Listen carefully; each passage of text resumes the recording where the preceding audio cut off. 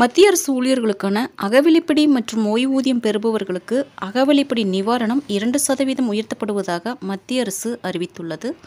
இதன் மூலம் நாடு முழுக்க பல கோடி ஊழியர்களின் சம்பளம் உயரப்போகிறது. இதோடு அரியர் தொகை தொடர்பான விளக்கமும் தற்போது வெளியாகியுள்ளது. 2% உயர்வு என்பது நிலை 1 அரசாங்க ஊழியர்களின் அடிப்படை சம்பளத்தில் ரூபாய் 360 இருக்கும். அதாவது ரூபாய் 360 சம்பளத்தில் உயரும். 7வது ஊதிய குழுவின் கீழ் மத்திய அரசு ஊழியர்களுக்கான குறைந்தபட்ச அடிப்படை ஊதியம் நிலை 1 ரூபாய் 18,000 நிர்ணயிக்கப்பட்டது. இவர்களுக்கு 360 ரூபாய் அகவிலைப்படி உயர்வு இருக்கும். ஜூலை முதல் டிசம்பர் 2024 அகவிலைப்படி 3% அதிகரித்து 53% உயர்த்தப்பட்டது. தற்போது இதில் மேலும் 2% உயர்த்தப்பட்டு 55% அதிகரிக்கப்பட உள்ளது. இதன் மூலம் நாடு முழுக்க பல கோடி ஊழியர்களின் சம்பளம் உயரப்போகிறது. இதோடு அரியர் தொகை தொடர்பான விளக்கமும் தற்போது வெளியாகியுள்ளது. ஜனவரி டு மார்ச் வரையிலான 3 மாதங்களுக்கு மட்டும் அரியர் தொகை வழங்கப்படும் என்று அறிவிக்கப்பட்டு உள்ளது. அதாவது 1080 ரூபாய் வரை இவர்களுக்கு அரியர் தொகை கிடைக்கும்.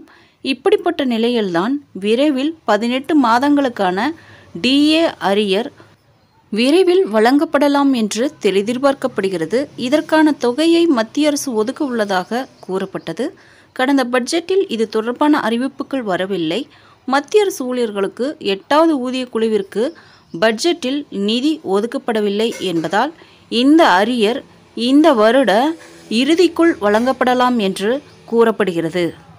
சீனியர் ஊழியர்களுக்கு சுமார் 1.90 லட்சம் ரூபாய் வரை நிதி ஒதுக்கப்படலாம் என்று கூறப்படுகிறது. கிட்டத்தட்ட 1 கோடி குடும்பங்களுக்கு இதனால் நேரடி பலன் கிடைக்கும் என்றும் கூறப்படுகிறது. அடுத்த காலாண்டிற்கான மத்திய அரசு ஊழியர்களுக்கான அடுத்த அகவிலைப்படி உயர்வு 3% இருக்கலாம் என்று அரசு தரப்பு வட்டாரங்கள் தெரிவிக்கின்றன. சீனியர் ஊழியர்களுக்கு சுமார் 1.90 லட்சம் ரூபாய் வரை நிதி ஒதுக்கப்படலாம் என்று கூறப்படுகிறது. கிட்டத்தட்ட 1 கோடி குடும்பங்களுக்கு இதனால் நேரடி பலன் கிடைக்கும் என்றும் கூறப்படுகிறது. இன்னும் 10 நாட்களில் இதற்கான அறிவிப்பு வெளியாகும் என்கிறார்கள். இதுபோக மத்திய அரசு ஊழியர்களுக்கு இந்த ஆண்டு அகவிலைப்படி உயர்வோடு சேர்த்து HRA உயர்வும் இருக்கும் என்று அரசு வட்டார தகவல்கள் தெரிவிக்கின்றன. அதன்படி தற்போது XYZ என்ற 3 பிரிவுகளில் HRA சம்பளம் தரப்படுகிறது. ஃப்ரெண்ட்ஸ், இந்த தகவல் உங்களுக்கு யூஸ்ஃபுல்லாக இருந்தால் என்னோட சேனலை சப்ஸ்கிரைப் பண்ணுங்கள், லைக் பண்ணுங்கள், மற்ற நண்பர்களுக்கும் இந்த வீடியோவை ஷேர் பண்ணுங்கள். தேங்க்ஸ் ஃபார் வாட்சிங்.